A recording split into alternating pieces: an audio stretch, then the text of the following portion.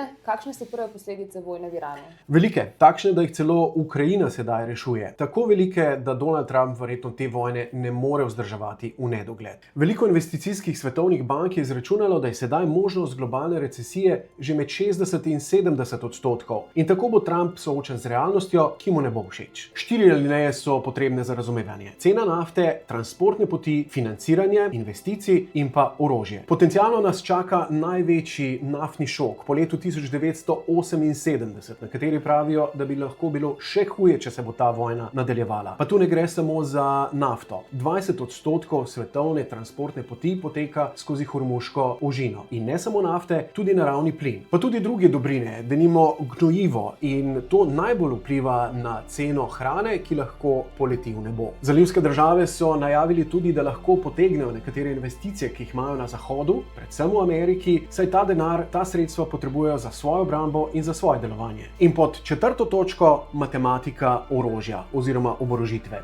Tudi največja svetovna vojaška mašinerija, ameriška vojska, ima težave z orožjem. Gre za preprosto računico. Iranci imajo okoli 80.000 dronov šahid in vsak šahid stane med 30 in 50.000 evrov. Doktrina pravi, da na vsakega šahida mora protizračna obramba izstreliti ali ameriška ali neke zalivske države po 2 raketi Patriot. Vsaka raketa stane okoli $1 milijon ali pa več milijonov. In zato so se Američani obrnili po pomoč k Ukrajincem. Ukrajinci imajo namreč tehnologijo prestreznike dronov, ki stanejo 3000 evrov. Tako so sedaj Ukrajinci tisti, ki rešujejo Američane v njihovi vojni z Iranom. Ameriški mediji pa sedaj to ukrajinsko tehnologijo dronov, prestreznikov drugih dronov predstavljajo kot svojo vrhunec ameriške vojaške tehnologije. Narobe svet.